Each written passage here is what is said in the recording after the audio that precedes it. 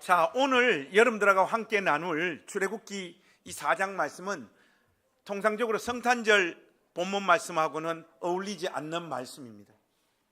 그래서 오늘 성탄절 날 제가 왜 이 출애굽기 4장 말씀을 뽑아 들었나 하면 성탄절 메시지는 이제 더 이상 할 게 없어요. 우리가 신앙생활을 다 오래 한 분들이 우리 교회에 많아서 동방박사 이하 성탄절 메시지를 안 들은 게 없습니다. 전국의 목사님들이 언제가 제일 고통스러우냐? 성탄절이 제일 고통스러워요. 아무리 쥐어짜도 이제 새로운 말씀이 없습니다. 저는 어떻게 그걸 고민하다가 어떻게 했는가 하면 성탄절 본문 안 하면 되지 뭐. 이 간단한 걸 가지고 내가 왜 고민을 했을까 하다가 오늘 본문 말씀을 잡았습니다. 그리고 성탄절에 걸맞게 오늘 본문 안에서 하나님께서 우리에게 주시는 어떤 메시지 우리 공동체가 받으면 되겠다 이렇게 확신했어요. 그렇게 본문 말씀 잡아서 우리 사역자들하고 이 말씀을 내가 전하겠다고 이야기하니까 다들 목사님 너무 좋습니다 하는데 우리 교회 황명철 목사 있잖아요. 그래서 우리 중에 제일 총명해요. 목사님 그 설교 목사님 하신 적이 있습니다 이러더라고. 무슨 소리를 하는 거야? 너 출애굽기 설교한 적이 없어. 아니 설교를 한 나도 모르는데 지가 어떻게 알아요? 근데 했다는 거예요. 그래서 설교를 다 찾아보니까 우리 교회가 출애굽기를 새벽기도 때 한번 했잖아요. 그날 오늘 이 본문 말씀을 제가 설교를 했더라고. 황 목사가 그걸 기억을 한 거예요. 근데 제가 그 설교를 하면서 이런 코멘트를 했더라고요. 오늘 새벽이라 자세하게 다룰 수가 없습니다. 제가 언젠가 이 본문 말씀을 처음부터 끝까지 자세하게 한번 다루도록 하고 오늘은 핵심만 전하겠습니다 하고 넘어갔더라고요. 그래서 오늘 이 말씀을 잡았습니다. 그래서 오늘 이 말씀 가운데 하나님께서 우리 공동체에게 주시는 메시지 우리 마음 가운데 담기를 원합니다.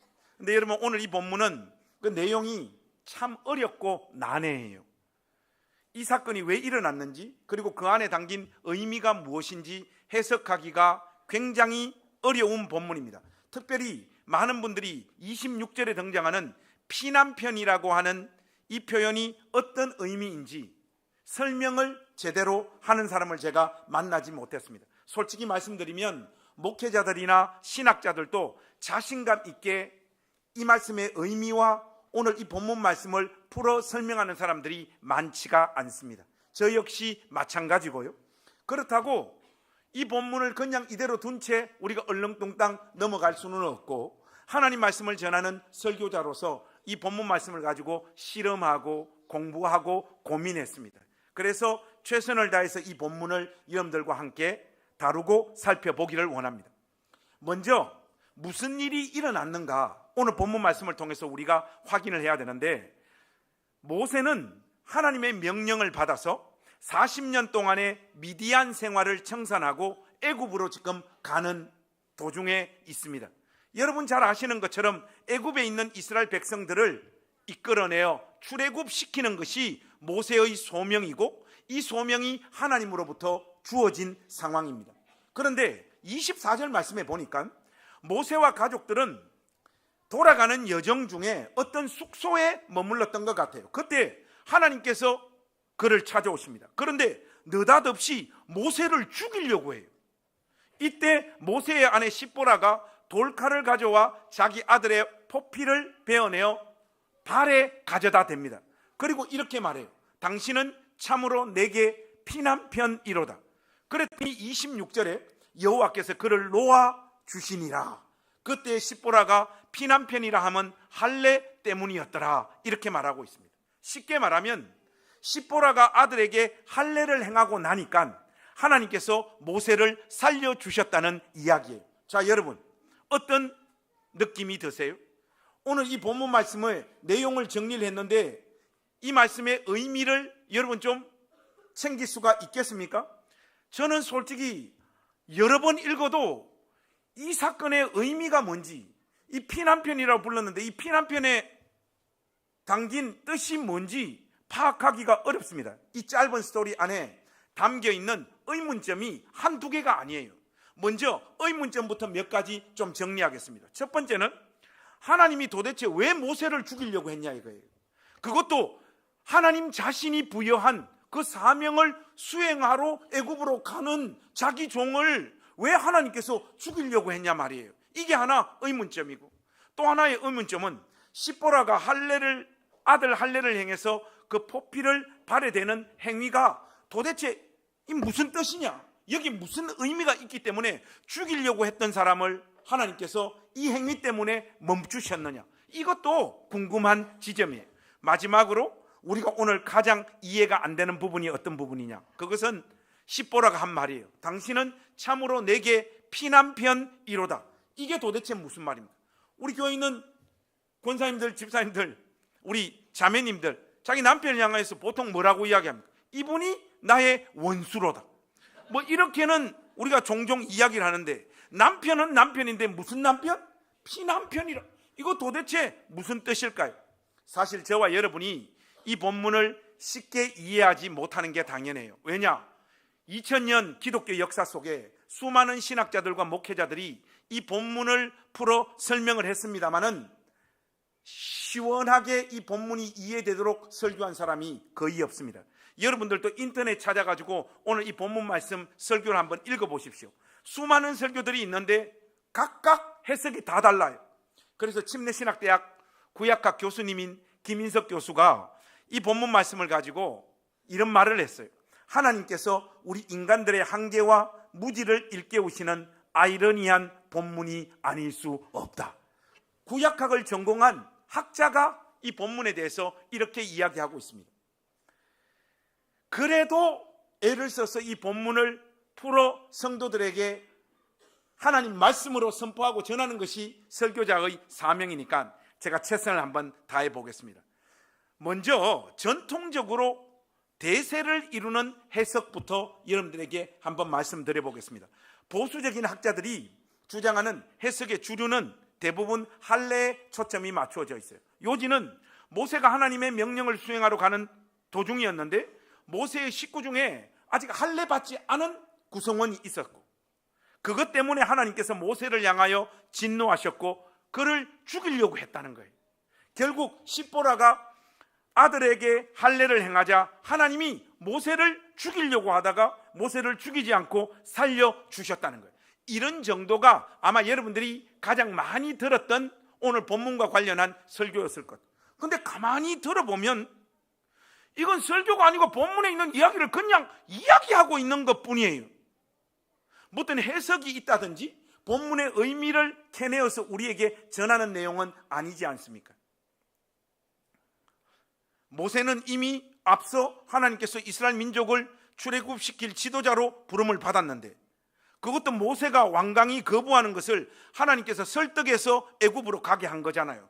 그런데 뒤늦게 모세와 그의 가족에게 할례 받지 않은 구성원이 있다는 걸 발견하시고 의도적으로 그를 죽이려고 하시는 하나님, 이 하나님을 우리가 어떻게 쉽게 이해할 수 있냐 이 말이에요. 만일 하나님께서 할례의 문제를 지적하고 싶으셨다면 출발하기 전에 모세야, 이렇게 보니 아직 할례 받지 않은 아이들이 있구나, 그들 할례를 행하고 애굽을 향하여 너의 사명을 감당하러 가라, 이렇게 말하면 되지. 사명을 주고 난 다음에 가겠습니다 하고 가는 모세를 향하여 할례 안 행했네? 내가 너를 죽이리라 하고 나타나는 하나님을 우리가 어떻게 쉽게 이해할 수 있냐 말이에요. 이런 의미에서 보자면 오늘 이 본문 말씀은 할례 그 자체에 초점을 맞추어서 해석을 시도해서는 본문의 의미를 제대로 캐치하기가 어렵습니다.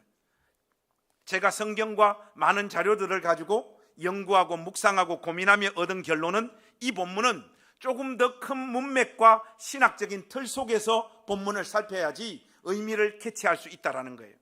즉 이 사건 하나만 붙들고 의미를 찾으려고 해서는 답이 나오지가 않습니다. 특별히 모세 오경 전체의 신학의 핵심이 뭐냐, 그 다음 출애굽기 전체의 핵심적인 메시지가 뭐냐, 이 내용들을 전부 가지고 오늘 본문 말씀과 연결해야지만 오늘 본문 말씀의 의미를 제대로 이해할 수 있다 이 말이에요. 그러면 여러분, 모세 오경의 가장 핵심되는 메시지 중에 가장 오래되고 분명한 주제가 뭡니까?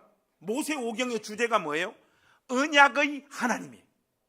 자기 약속에 신실하신 하나님, 약속대로 그대로 행하시는 하나님이 창세기부터 신명기까지의 메시지의 핵심입니다. 그러면 조금 좁혀서 출애굽기의 핵심적인 주제는 무엇입니까? 하나님께서 자신의 약속대로 자기 백성을 애굽에서 꺼내어 구원하셨다. 이게 출애굽기의 핵심적인 메시지입니다. 그렇다면 모세오경 전체의 주제, 출애굽기의 바로 이 핵심적인 주제와 오늘 본문 말씀은 어떤 연관성을 가질까요?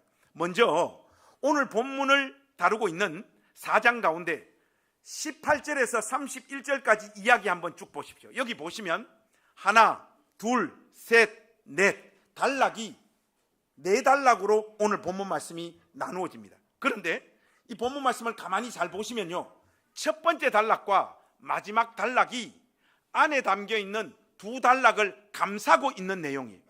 그러니까 첫 번째 내용과 마지막의 내용이 시작과 마지막을 마무리하고 있는 구조인데, 먼저 18절 말씀 한번 보십시오. 보시면 모세가 애굽에 있는 네 형제들에게 가겠다고 말을 하고 장인 이드로와 이별하는 장면이잖아요. 그리고 그 장소가 어디입니까? 미디안이에요. 미디안. 그런데 마지막 단락인 27절에서 29절 말씀을 보시면 아론이 모세를 하나님의 산에서 맞이해요.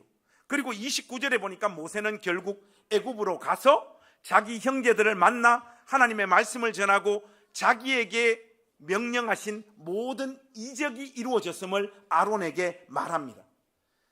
총 4단락의 서두와 말미의 이야기는 우선적으로 보면 장소와 내용에 있어서 어떤 변환이 지금 이루어지고 있습니다. 첫 번째 단락의 출발점이 어디였어요? 미디안이었죠. 근데 네 번째 단락은 그 장소가 어디입니까? 애굽입니다. 그죠? 미디안에서 애굽으로 이동하고 있고, 그리고 모세에게 주신 모든 사명과 말과 기적들을 아론을 만나서 그대로 선포하고 자기 백성들에게 그 사실을 전달하는 것이 완성되어지는 모습으로 오늘 스토리가 마무리되어지고 있다, 이 말이죠. 그러니까 처음과 마지막 단락은 시작과 마지막을 이루면서 안에 담겨있는 2단락을 감싸면서 스토리가 전개되어지고 있다, 이거예요. 그러면 중간에 담겨있는 이 2단락의 내용이 뭐냐 한번 보세요. 하나는 하나님께서 바로의 장자들을 다 죽이시겠다는 이야기예요. 이게 한 단락이고, 하나는 하나님께서 모세를 죽이려다가 아들의 할례를 통해 살려주시는 내용이 또 한 단락입니다. 여기에서 제가 우리 낮은당교회 가족들에게 질문 하나만 하겠습니다. 여러분, 이 2 에피소드는 독립적이고 개별적인 이야기입니까? 아니면 이 2단락은 서로 밀접하게 연관이 되어져 있는 말씀입니까? 여러분, 어디가 맞죠? 여러분들 지금 표정 보니까 아니 다 좋은데 목사님, 바로의 장자를 죽이겠다라고 하는 하나님의 선언과 모세를 죽이시려다가 아들의 할례를 통해 모세를 살려주시는 내용이 솔직히 무슨 연관성이 있습니까? 이런 생각을 하는 분들이 좀 계신 것 같고, 또 한편에는 뭔가 연관이 있긴 있는데 내 말로는 솔직히 설명할 자신은 없지만은 뭔가 연관이 있는 것 같습니다 하는 느낌을 가지는 분들이 또 한 부류인 것 같아요. 저는 오늘 본문 가운데 있는 이 2개의 에피소드는 밀접한 연관성이 있다라고 확신합니다. 제가 이 2 에피소드가 밀접한 연관이 있다라는 것을 성경적인 근거를 가지고 한번 제시를 해보겠습니다. 첫 번째는 여러분 먼저 출애굽기 12장에 6월절과 장자 재앙이 나타나는 그 본문을 가보면요, 하나님이 어린 양의 피를 어디에 발라라? 문설주에 어떻게 하라? 발라라 하는 내용이 나옵니다. 여기서 피를 바르다 내지는 뿌렸다 이렇게 번역할 수도 있는데, 바르다라고 하는 이 단어에 중요한 단서가 있습니다. 피를 바르다라고 하는 히브리어 단어는 나가예요. 나가 이게 아니고 나가라고 하는 단어인데 그 뜻이 뭐냐? 가져다 대다라는 뜻이에요. 자, 그런데 오늘 본문 25절 한번 보세요. 십보라가 돌칼을 가져다가 그의 아들의 포피를 베어 그의 발에 어떻게 했다? 갖다 대다. 여러분, 히브리어 단어도 똑같은 단어예요. 그러면 이 두 사건이 이게 뭔가 지금 현재로서는 분명하게 말하기는 어렵지만은 뭔가 밀접한 연관성이 있다라는 것을 우리가 어느 정도 짐작할 수 있지요. 피를 흘리고 그것을 가져다 댐으로 하나님의 공격에서 벗어났다는데 이 두 단락의 이야기가 공통점을 지금 지니고 있지 않습니까? 그리고 또 하나의 근거를 제시하자면 여러분들이 잘 아시는 10가지 재앙이 있잖아요. 10가지 재앙을 한번 떠올려 보십시오. 보통 이것도 떠올려 보라 하면 네 10가지 재앙 다 외우나? 해놓고 피, 장자, 뭐 10계명 다 외우냐? 못 외우냐? 성령의 9가지 열매 다 외우냐? 못 외우냐? 자꾸 이런 이야기를 하는데 그게 아니라 10가지 재앙을 여러분 가만히 한번 들여다보시면 그 10가지 재앙이 주어지기 전에 하나님께서 모세를 통해서 바로에게 이런저런 재앙이 임할 거라고 경고를 사전에 하고 있죠. 그런데 이상하게 마지막 재앙인 장자 재앙에는 사전에 예고가 있습니까? 없습니까? 없습니다. 사전에 예고가 없어요. 그런데 왠지 그 장자 재앙도 사전에 어떤 예고를 하나님께서 해 주신 것 같은데 하는 느낌이 좀 들지 않습니까? 우리가 방금 살펴본 두 번째 단락 4장 21절에서 23절에 그 내용이 나와 있잖아요, 여러분. 10가지 재앙과 똑같은 구조를 지금 하고 있다 이 말이에요. 쉽게 말해 10가지 재앙을 대표하는 마지막 장자 재앙이 가지는 성격을 소개하고 하나님의 장자인 이스라엘을 내어놓지 않으면 애굽의 장자들을 다 죽이겠다는 경고의 말씀을 여기에서 그 형태와 스타일을 동일하게 유지하며 하나님께서 지금 말씀하고 있다 이 말이에요. 오늘 설교가 조금씩 이제 복잡해지기 시작하는데 여러분들 지금 벌써 눈을 보니까 한 20-30명은 네가 오늘 무슨 설교하든지 나는 이미 포기했다, 따라가다가 무슨 말인지 난 모르겠다 하는 분들이 벌써 계세요. 그래서 일단 소결론을 내드리겠습니다. 소결론을 내리면 금방 우리가 살펴본 가운데 있는 두 개의 에피소드, 그 가운데 들어가 있는 두 개의 에피소드는 첫 번째, 동떨어진 두 개의 사건이 아니고 밀접한 연관이 있는 스토리가 분명하다. 여러분 이 결론 하나 여러분들 마음 가운데 담으시고요. 두 번째는 두 에피소드는 모세가 하나님으로부터 받았던 명령이자 그의 소명인 바로의 장자를 심판하고 하나님 자신의 장자인 이스라엘을 구원하시겠다라는 사실을 보여주는 그림 언어라는 거예요. 그러니까 지금 이게 뭐냐 하면 모세는 하나님께서 하시고자 하시는 그 일을 자기의 삶을 통해 생생하게 먼저 경험하면서 자기의 소명을 자기 몸에 구체적으로 체화하고 있는 장면이 오늘 본문 말씀이다 이거예요. 지금 이런 정도 이야기하면 평상시에 성경을 많이 읽으시는 분들은 이거 이런 의미구나 하면서 어떤 느낌이 와요. 이게 몸에 약간 뭐 전율이 오든지 이런 게 오는데 저는 여러분이 그래서 싫어. 지금 전율이 오는 분들이 많이 보이지 않습니다. 자, 그러면 이 본문의 더 분명한 의미를 드러내기 위해서 우리 피난편의 의미를 정리하겠습니다. 오늘 본문과 6월절 장자 재앙이 분명한 연관성이 있다는 전제를 두고 여러분들이 제일 궁금해하시는 피난편의 의미를 정리하겠습니다. 그 자체가 모세의 소명을 설명하는 아주 중요한 근거가 되거든요. 자, 피난편에서 이 남편에 해당하는 단어가 하탄이에요. 하탄. 이 하탄은 단순히 남편이란 뜻이 아니라 결혼을 통하여 형성되어진 혈족 관계, 가족 관계를 뜻하는 단어가 하탄입니다. 그러니까 그 의미를 축소해서 남편이라고 한정 지을 단어가 아니에요. 그런 의미에서 보자면 번역이 피난편 이렇게 번역하는 것보다 피부치 이렇게 번역하는 것이 훨씬 더 좋은 번역이라고 할 수 있습니다. 그러니까 피난편이라고 하는 외침은 당신은 할례의 피를 통하여 나와 맺어진 가족입니다라고 십보라가 모세에게 이야기하고 있는 거예요. 할례의 의미가 이것을 더 분명하게 말해주고 있지 않습니까? 여러분, 할례는 하나님의 백성이 되었다라고 하는 언약적 표시잖아요. 몸에 새겨진 표시잖아요. 하나님께서 할례 받은 자들을 향해서 가지는 정서적인 감정이 뭡니까? 나는 너의 하나님이 되고 너는 내 백성이 되고 내 가족이다라고 하는 선언이 할례입니다. 그렇죠? 하나님 쪽에서 가지는 정서적인 감정이에요. 하나님의 소유된 자기 백성이 아닌 자들이 어디 있습니까? 천하 만물이 다 하나님의 것인데, 그러나 특별히 할례 받은 자들은 하나님의 특별한 관심의 대상이며 정서적으로 볼 때 하나님에게 너무나 소중한 진짜 자기 가족이에요. 예를 들면 이렇습니다. 뭐 다른 교회 다니는 사람들이나 우리나 다 주 안에서 한 가족입니까? 아닙니까? 한 가족이죠. 그러나 나전담 교회 성도님들이 저에게는 더 어떻게 느껴져? 진짜 주 안에서 내 가족이라 이렇게 느껴질 거 아니에요.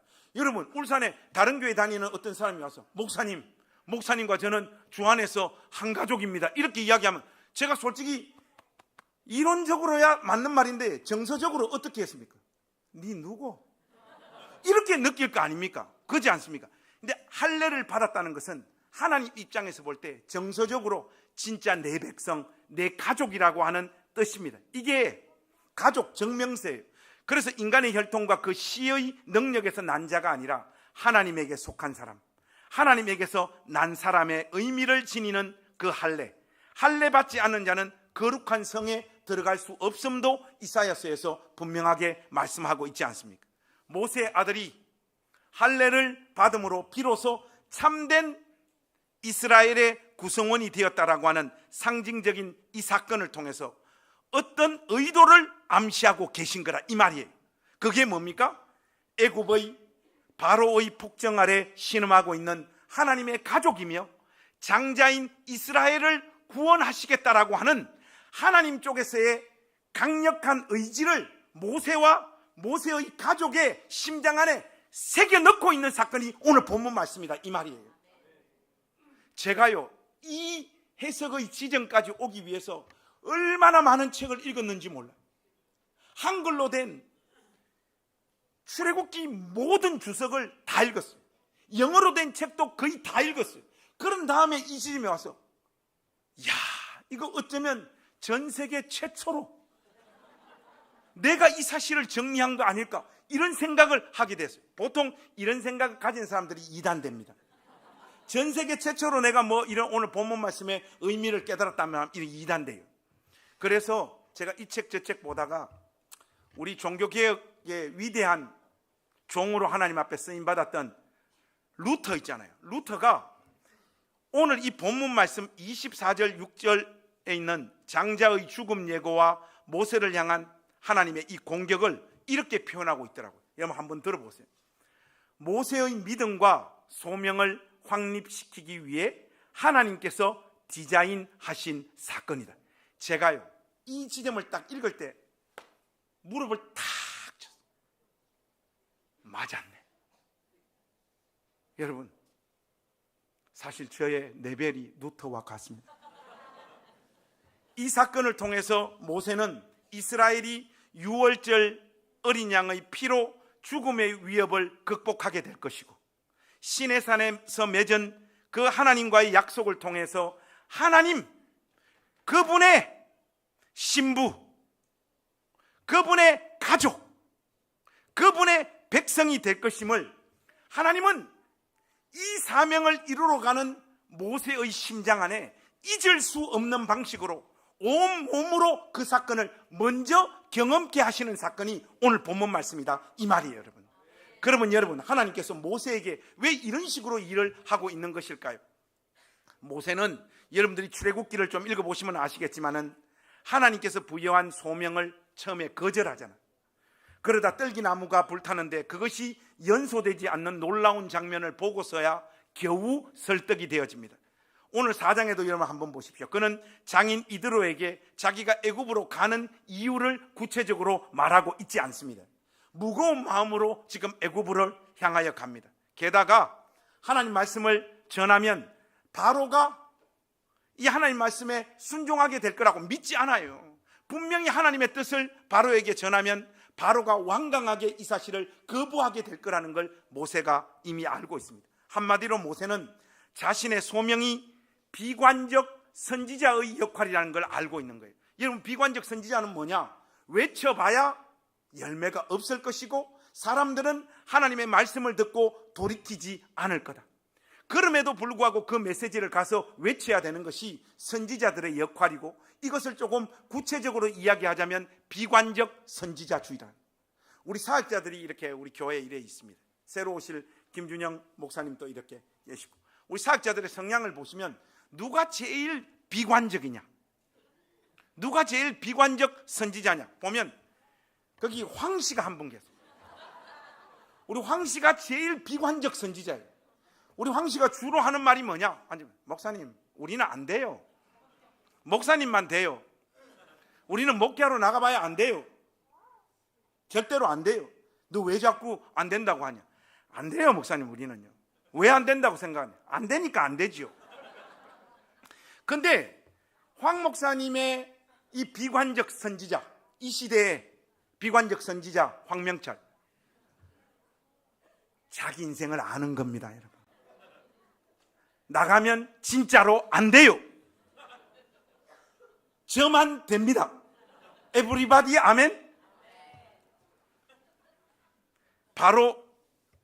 바로에게 가서 외쳐봐야 바로는 자기 말을 듣지 않을 것을 모세는 이미 알고 있습니다. 미디안에서 40년을 살다가 장인의 곁을 떠나는 모세, 더군다나 맡겨진 역할은 외치지만 아무 열매도 없을 것이고 바로가 끝까지 저항하게 될 거라는 걸 이미 알고 있는 모세가 이 역할이 마음에 들겠습니까? 이 역할을 수행하러 가는 그의 마음에는 심령의 상태가 미온적일 수밖에 없는 거죠. 하나님의 명령이라 하긴 하는데 자기 안에 큰 기쁨이나 즐거움은 없는 상태가, 지금 모세가 애굽으로 가는 그 심장 안에 담긴 마음의 상태란 말이죠.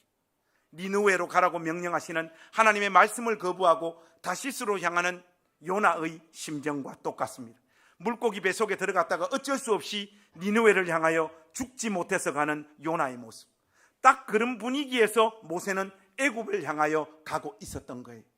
하나님께서 이런 상태에 있는 모세에게 나타나셔서 피난편 사건을 만들어내고 계신 겁니다.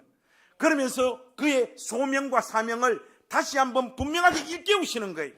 하나님과 자기 백성과의 관계, 하나님께서 이스라엘에게 행하실 일을 모세의 온몸과 마음속과 세포 속에 새겨넣어서 절대로 그의 사명을 미온적으로 감당하지 못하도록, 외치지만 아무 열매가 없는 그 상황도 자기의 고유한 사명과 소명으로 생각해서 감당할 수 있도록 이 사건을 만들어내고 있다, 이 말입니다. 이것이 오늘 피난편 사건의 핵심적인 이야기입니다. 사랑하는 우리 나전단교회 가족 여러분, 성경에 등장하는 하나님으로부터 그 사명을 부여받은 선지자들의 삶은 다 고달프고 힘들었습니다. 거의 모든 선지자들이 사실은 모세만 그랬던 것이 아니라 모세가 걸어갔던 그 길을 걸어갔습니다. 여러분, 예레미야 선지자 한번 보십시오. 어느 날 옥에 갇힌 그를 사촌이 찾아옵니다. 우리 교회도 저하고 삼촌 관계에 있는 집사님이 한 분 계신데 세상에 도움 안 되는 것들이 삼촌 사촌들이에요. 예레미야를 위로하기 위해서 찾아온 게 아니에요. 이 사촌이 사촌 형인지 사촌 동생인지 모르겠는데 아나돗에 있는 자신의 밭을 예레미야에게 팔기 위해서 온 거예요.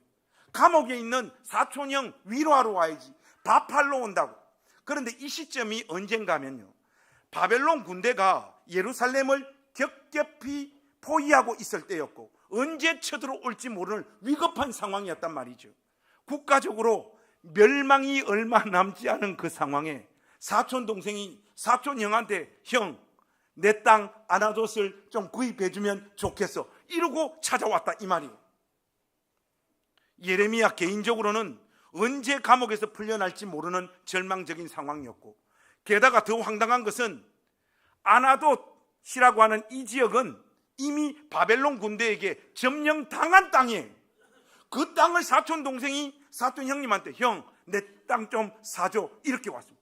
저 같으면요, 그럼 목 졸라 죽일 봅니다.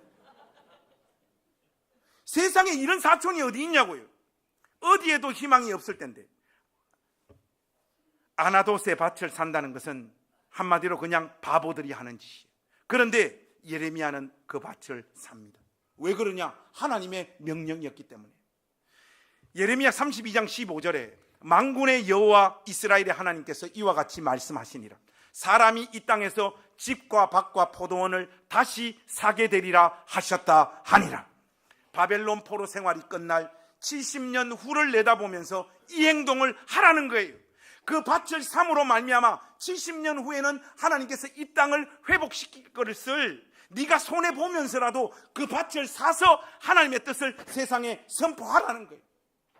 이게 비관적 선지자들이 걸어가는 자기 삶입니다. 비단 여러분 예레미야만 그렇습니까? 호세아 선지자 한번 보십시오. 하나님은 호세아에게 고멜이라는 음란한 여자와 결혼하라고 말씀하셨습니다. 불행한 예감은 틀린 적이 없어요. 예상대로 고멜은 딴 남자하고 꿍짜자 해서 도망갑니다. 그런데 하나님은 창녀가 되어버린 그 고멜을 다시 찾아오라고 말씀하십니다. 하나님이 이렇게 하신 이유가 어디 있습니까? 메시지를 던지는 거예요. 이미 마음을 하나님에게서 다 떠나버린 그 이스라엘을 하나님은 끝까지 사랑하고 품으신다는 것을 너의 삶을 통하여 하나님의 마음을 세상에 전해라는 거예요.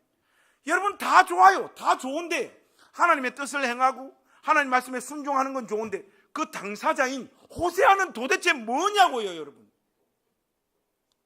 딴 남자 만나가지고 바람 피우고 이미 창녀가 되어버린 그 여자를 다시 불러서 아내로 삼아 함께 삶을 살고 사랑하고 살아라는데, 선지자의 가는 길이 이와 똑같습니다. 에스겔은 또 어떤가요? 하나님의 뜻을 전하기 위해서 누가 죽습니까? 아내가 죽어야 돼요. 430일을 들어 누워야 했고 벙어리가 되고 병을 얻었습니다. 그러면서 자기 삶을 통하여 하나님의 뜻을 이스라엘 가운데 선포합니다. 이사야는 3년 동안 뻘거벗고 돌아다닙니다.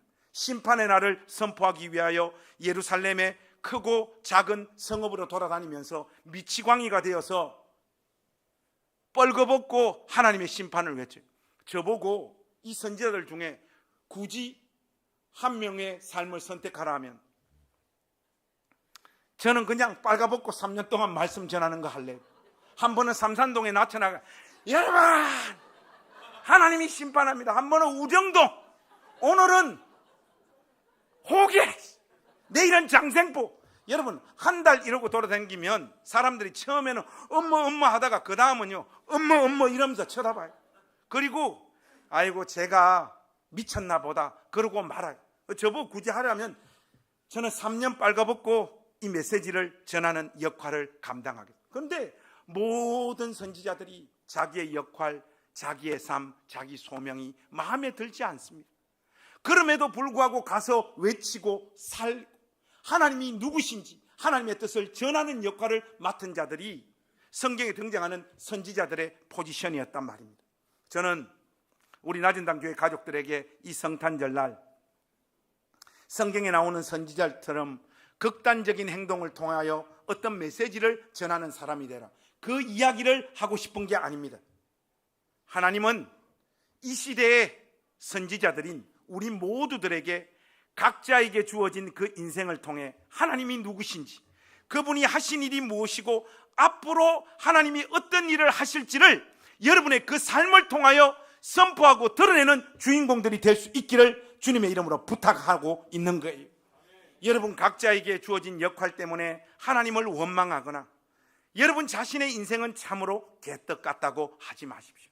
그렇지 않습니다. 여러분 하나님의 은혜와 능력이 가장 강력하게 나타나고 있는 그 현장이 여러분의 인생입니다.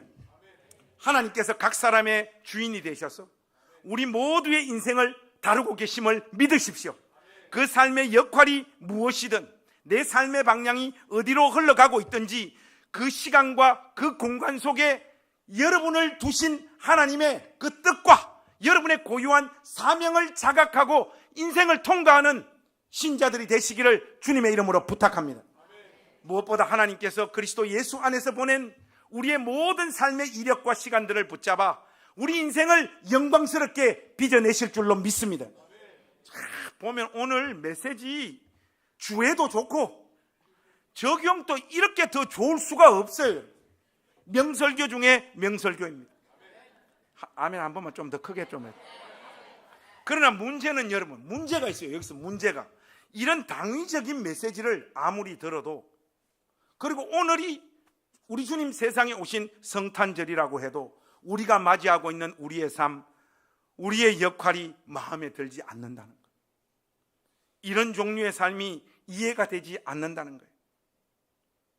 오늘 이 성탄절날 뽑기회가 또 걸린 분들, 그리고 메시지 들으면서 어떤 분들은 막 심령에 맞다 내 역할이 아무리 초라하고 비참하고 아니어도 내 인생을 통하여 주님 드러내는 사람이 되어야 되겠다고 설교 듣는 시간에는 그런 감동들이 다 이렇게 밀려옵니다 하고 예배당 문 열고 이제 집에 가서 삶을 살아요 하면, 예배 시간에 그 맞았던 그 뽕 있잖아요, 마약 주사, 그 효과가 수요일 되면 다 사라지고 없어요.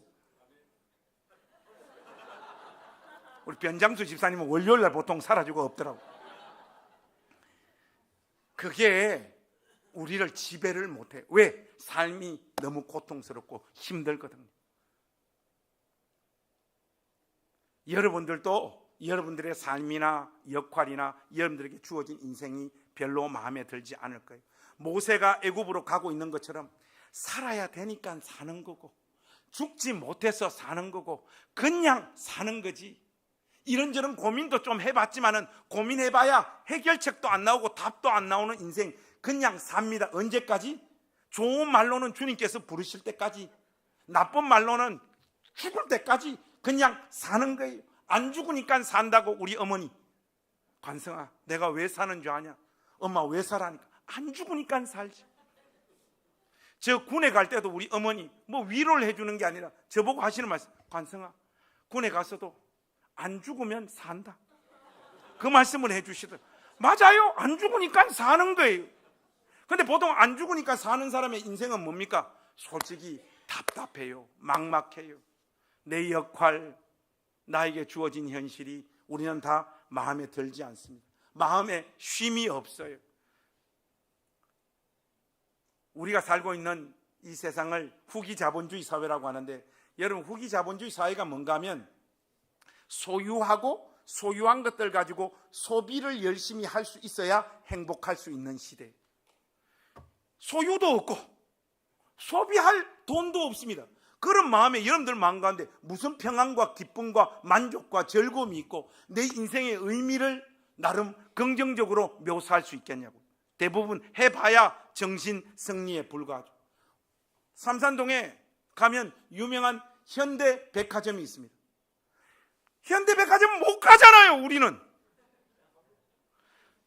우리 변 집사님이 나는 갑니다 하는데, 저 에스컬레이터 잘 못 타본 사람 그거 타러 한번 가보는 거예요. 그냥 타고 그냥 한번 올라갔다 내려오는 거예요. 그냥 그거 하러 가는 거지. 거기 있는 샤넬 살 수 있습니까? 못 사요. 이런 상황에서 돈도 안 되고 삶의 문제만 쌓여가는 그 현실이 우리의 현실입니다. 사명이니 소명이니 역할이니 하는 것들을 생각할 여유조차 없는 것이 저와 여러분의 삶입니다. 예수 믿는 믿음으로 행복하게 살아라고 교회 가서 목사님들이 설교하니까 이런 현실 속에서 이런 신앙적인 당위적인 메시지를 전달받는다고 해서 그 마음에 무슨 기쁨이 있고 그 삶을 이해할 수 있으며 이 삶에 솔직히 만족이 있겠냐고요. 사실 예수 믿는 믿음은 분명히 우리 가운데 있지만 우리 각자가 신음하고 괴로워하고 우리의 삶과 역할에 만족하지 못하는 것이 어떤 의미에서는 여러분 당연하고 자연스러운 우리의 삶이에요. 예수님은 나의 구세주이시며 주님이시다 라고 하는 분명한 믿음이 내 가운데 있지만 이 믿음 가지고 세상에 나가서 살아보니까 세상살이에 솔직히 도움이 된다 안 된다? 안 됩니다. 거기서 당연히 괴롭고 힘든 것이 정상적인 신자의 심적 상태예요. 여러분, 어떤 분들 보면 이래요. 목사님, 저는 십자가 지신 예수님을 만났으니 이제 저는 다 끝났습니다.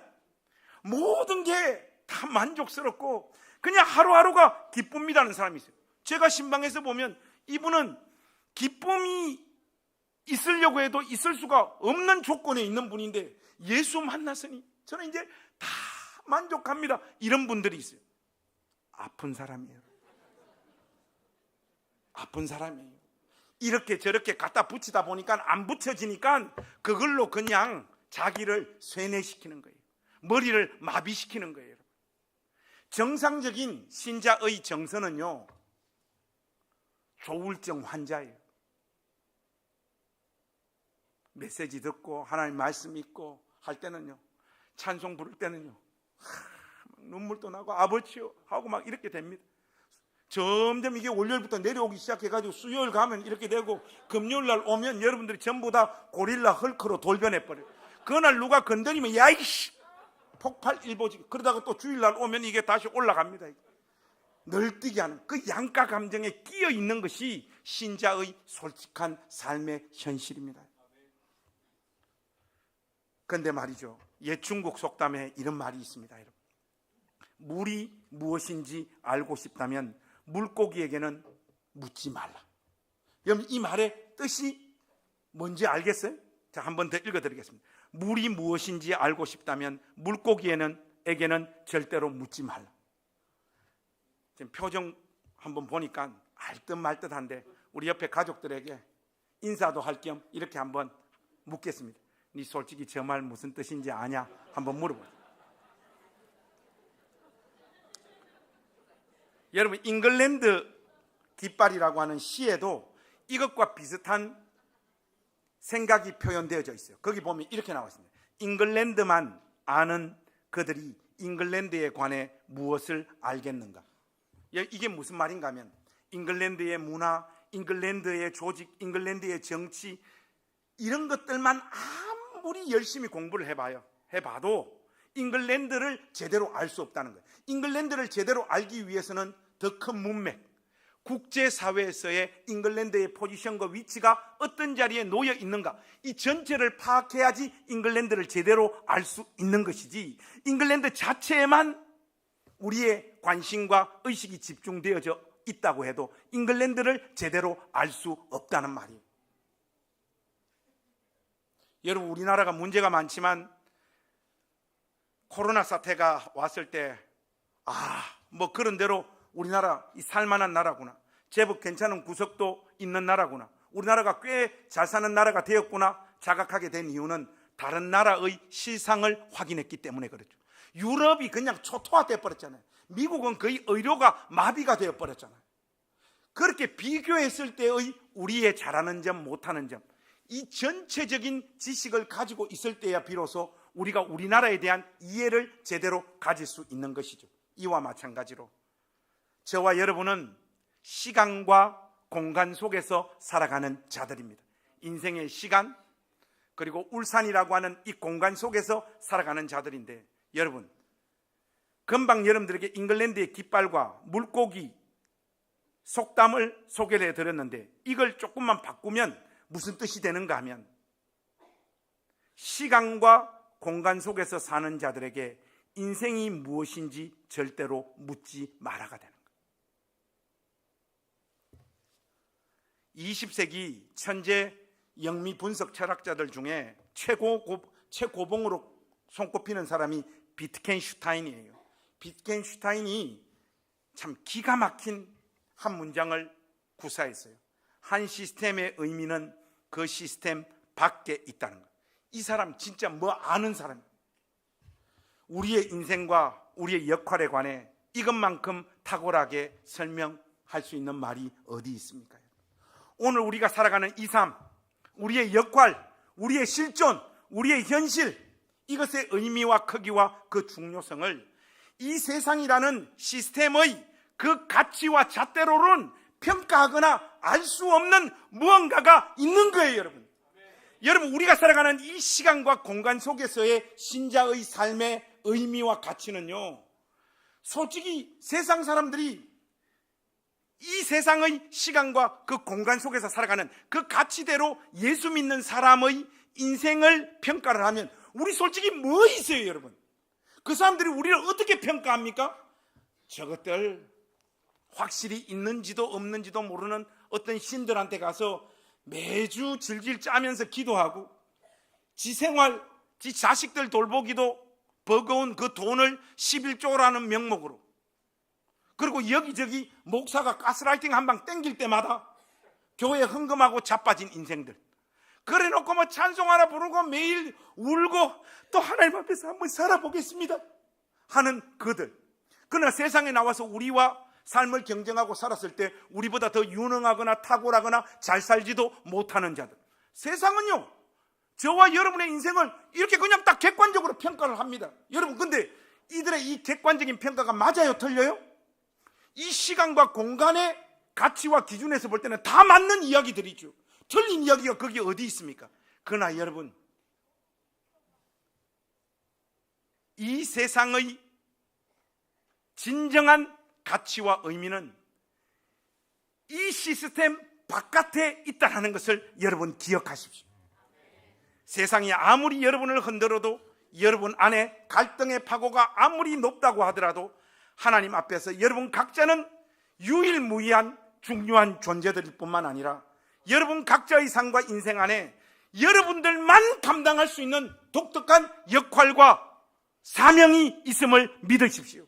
이게 안 되면 우리는요, 자폭하고 죽을 수밖에 없어요, 여러분.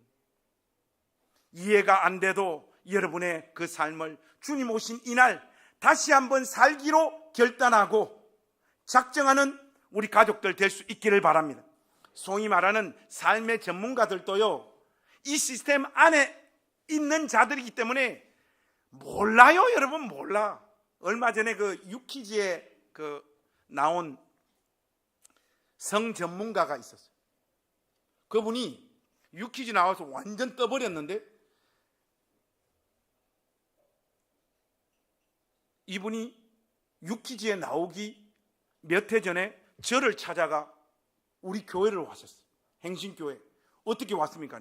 목사님 설교 듣고 목사님 쓰신 글 읽고 내가 이 양반은 꼭 한번 만나봐야 되겠다 하고, 저하고 아무 관계가 없는 분인데 연락을 해가지고 찾아오셨어요.